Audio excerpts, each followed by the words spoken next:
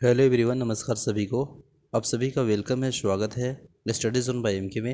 हम लोग देख रहे थे जो जनरल साइंस से रिलेटेड वन लाइनर क्वेश्चन है और यह मॉडल सेट 84 है। ऑलरेडी हम लोग 83 तक देख लिए थे, है ना। आई होप आप सेशन में नए होंगे तो आप चैनल को सब्सक्राइब करें और सेशन अच्छा लगे तो आप अवश्य शेयर करें, है ना। चलिए स्टार्ट करते हैं विदाउट टाइम वेस्टिंग। हम लोग 4 से 5 मिनट में लगभग 20 से 25 प्रश्न को देखते हैं जो कि इंपॉर्टेंट और ये प्रीवियस ईयर के रूप में भी आपको सीट में भी मिला होगा ये प्रश्न, है ना।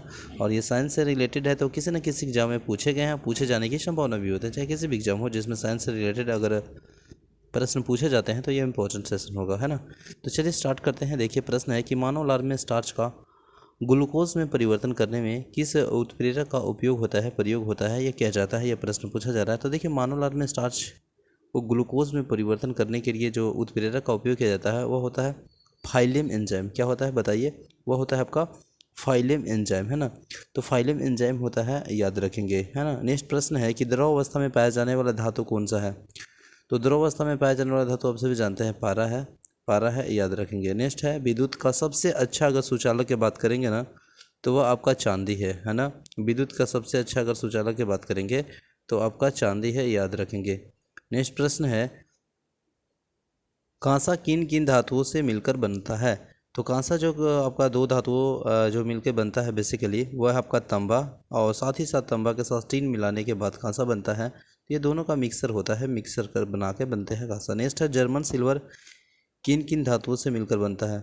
तो जर्मन सिल्वर जो होता है ना वो किन किन धातुओं से मिलकर बनता है, ये प्रश्न पूछा जा रहा है। तो तांबा हो गया, जस्ता हो गया और निकेल हो गया, है ना। तो ये तीनों मिलाकर आपका जर्मन सिल्वर बनता है। कौन कौन? तांबा, जस्ता, निकेल। तांबा, जस्ता, निकेल, ये तीनों मिलाकर क्या बनता है? German silver. और कांसा की बात करेंगे तो आपका क्या हो जाएगा बताइए? तांबा और टीन, है ना। तांबा और टीन मिलाकर कांसा बनता है, जर्मन सिल्वर, तांबा, जस्ता और निकेल। ठीक है, ये प्रश्न पूछ लिया जाता है कि कभी कभी कि पीतल किन किन धातुओं से मिलकर बनता है। तो तांबा और जस्ता, तो तांबा और जस्ता को मिला देंगे तो क्या बन जाएगा? पीतल बन जाएगा। बिल्कुल सही बोल रहे हैं आप। और अगर पूछ लिया जाए कि आपका कांसा किन किन तत्वों से मिलकर बनता है तो तांबा और टीन, तांबा और टीन, तांबा और टीन, ठीक है ना। तांबा, जस्ता और निकेल बन जाएगा जर्मन सिल्वर। पीतल किन किन धातुओं से मिलकर बना है तो वो तांबा और जस्ता, तो याद रखिएगा। नेक्स्ट है लोहा का अयस्क मुख्य रूप से कौन कौन से है। तो देखिए लोहा का जो अयस्क है ना वह आपका मुख्य रूप से देखिए तो हेमेटाइट है, मैग्नेटाइट है, आयरन पायराइट है ना। तो हेमेटाइट हो गया, मैग्नेटाइट हो गया, आयरन पायराइट है, ये आपका लोहा का मुख्य अयस्क है। नेक्स्ट है सबसे ज़्यादा कार्बन की मात्रा किस लोहा में होता है। तो सबसे ज़्यादा जो कार्बन की मात्रा है ना वो देखिएगा तो आपका ढलवा लोहा में होता है, तो याद रखिएगा सबसे ज़्यादा होता है। नेक्स्ट है सबसे कम कार्बन की मात्रा किन लोहा में होता है। तो पीटवा लोहा में होता है सबसे कम। तो सबसे अगर मिनिमम की बात करेंगे तो पीटवा लोहा में, और मैक्सिमम की बात करेंगे तो आपका होगा ढलवा लोहा, तो याद रखिएगा, है ना। पीटवा लोहा यानी पीट पीट के उसको ख़त्म कर दिया तो उसमें कम मात्रा में लोहा होता है, कार्बन की मात्रा कम होता है ना। और अधिक मात्रा अगर पूछा जाए कि सबसे अधिक मात्रा लोहा की जो आपका कार्बन की मात्रा अधिक होता है ना, वो आपका कौन हो जाएगा। तो सबसे ज़्यादा कार्बन की मात्रा किस लोहा में होगा तो वह ढलवा लोहा में होगा, ठीक है ना। नेक्स्ट प्रश्न है, और ये प्रश्न का जो सूत्र पूछा जा रहा है रासायनिक सूत्र वो आपका बोरेक्स का पूछा जा रहा है। तो बोरेक्स का रासायनिक सूत्र याद रखिएगा Na2B4, Na2B4 हो गया, O7 हो गया और 10S2 है ना।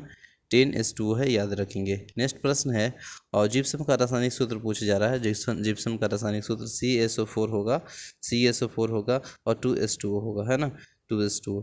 नेक्स्ट प्रश्न है शुष्क बर्फ यानी ड्राई आइस कैसे बनता है। तो ड्राई आइस जो बनता है वह आपका किस तरह से बनता है, यह प्रश्न पूछा जा रहा है। तो देखिए कार्बन डाइऑक्साइड वायुमंडलीय दाब पर -78 डिग्री सेंटीग्रेड ताप पर ठोस अवस्था में परिवर्तन हो जाता है जिसे शुष्क बर्फ कहते हैं, ठीक है ना। कोल गैस क्या है। तो कोल गैस में 84% है ना, कोल गैस में होता है ना 54% हाइड्रोजन, 35% मीथेन, 11% कार्बन मोनोऑक्साइड और 5% कार्बन हाइड्रोकार्बन और 3% कार्बन डाइऑक्साइड आदि गैसों का मिक्सचर है, उसी हम कहते हैं कोल गैस। तो देखिए कोल गैस सिंपल सी बात है, ये सभी मिक्सर है। यानी बेसिकली देखिएगा तो सबसे ज़्यादा आपका हाइड्रोजन है 54%, 35% मीथेन है, 11% कार्बन मोनोऑक्साइड है और जो 5% है वो 5% में आपको कार्बन है और 3% कार्बन डाइऑक्साइड है। तो ये सभी गैसों का जो है ना मिश्रण किया हुआ है, जिसे आपको कोल गैस कहते हैं। नेक्स्ट प्रश्न है, और नेक्स्ट प्रश्न में पूछा जा रहा है कि वाटर गैस क्या है। तो वाटर गैस जो है ना वो कार्बन मोनोऑक्साइड यानी CO और हाइड्रोजन यानी हाइड्रोजन का मिश्रण होता है। नेक्स्ट है, ऑक्सीजन का आविष्कार किसने किए थे। तो देखिए ऑक्सीजन का आविष्कार जो दोनों मिलकर जो साहब किए हैं उनका नाम है प्रिस्टले और सीले। तो प्रिस्टले और सीले जो साहब ने किए हैं वो अपने आप में ऑक्सीजन का आविष्कारक का श्रेय जाता है। ये प्रश्न पूछा भी गया है। तो आई होप सेशन अच्छा लगा होगा। Thank you so much for watching this session. I hope आप ये शेयर करेंगे, क्योंकि सेशन अच्छा लगा होगा तो ज़रूर शेयर करेंगे। और चैनल में नए हैं तो आप चैनल को सब्सक्राइब करें, क्योंकि इस तरह का नोटिफिकेशन आपको टाइम से मिलता रहेगा। मिलते हैं नेक्स्ट वीडियो में। जय हिंद।